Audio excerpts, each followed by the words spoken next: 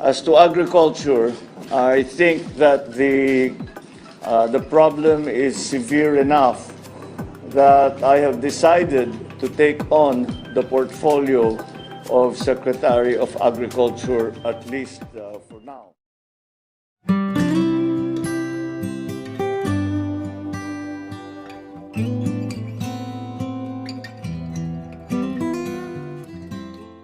President Bongbong Marcos, pangungunahan ng isa sa malaking pinuproblema ng ating bansa. Mula sa press conference ni BBM, sinabi niya rito na kanyang hahawakan ang agrikultura. Bakit nga ba? Kung ating aalalahanan, ang isa talaga sa plataporma ni BBM ay ang matutukan at mapaunlad ang agrikultura ng ating bansa.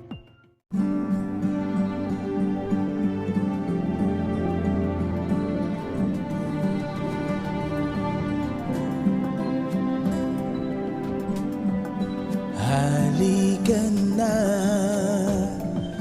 pumikit, limutin ang problema.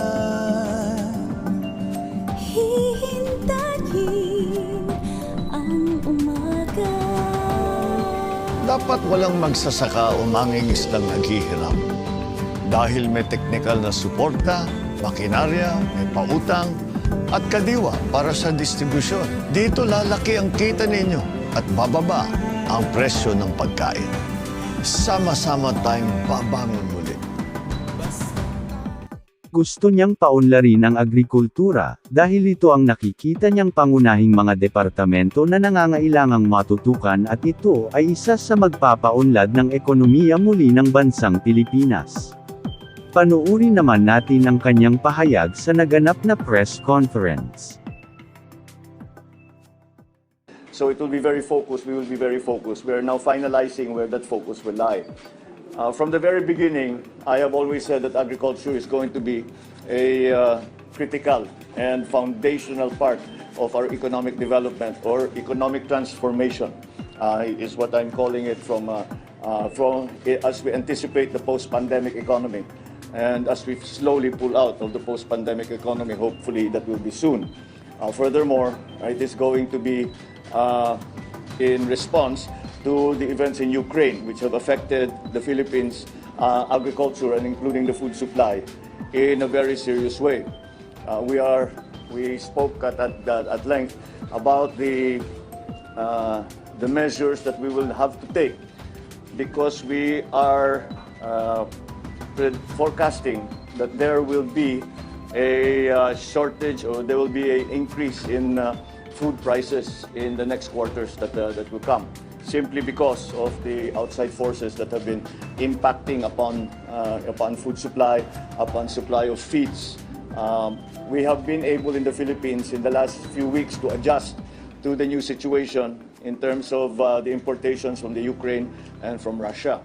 But these emergency measures that we have taken will not be sufficient for the long run. And that's why we have to plan in a more thorough fashion than just responding. I have asked the DTI, NEDA, and of course the Department of Finance, the DBM. I have asked them all to start to make forecasts, economic forecasts on what it is we think we will have to face for the rest of this year, so that we can prepare.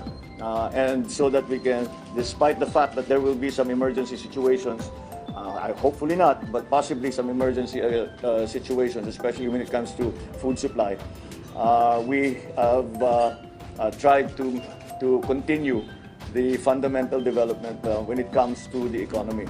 As to agriculture, I think that the problem is severe enough that I have decided to take on the portfolio of Secretary of Agriculture, at least for now.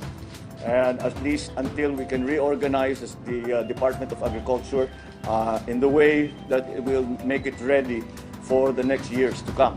Marami tayong mga kailangang palitan, marami tayong mga medyo naging mga iba't ibang opisina na hindi na masyadong nagagamit o kailangan nang i-retool para sa post-pandemic.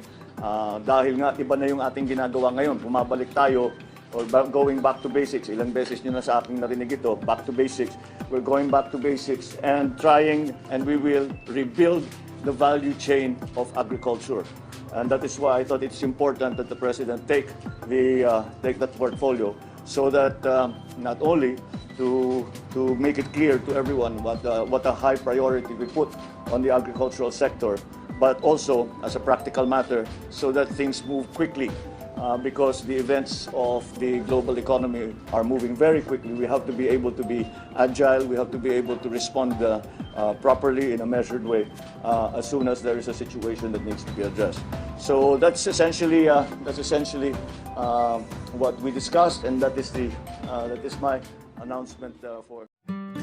Sa ating nakikita, mukhang tutupadin talaga ni PBBM ang 20 pesos na bigas bawat kilo. Ang mga hakbang ni PBBM sa agrikultura ay talagang inaaral, upang ito talaga ay maging epektibo at tagumpay. 20 pesos na bigas bawat kilo, matutupad na nga ba talaga? Ano ang inyong masasabi?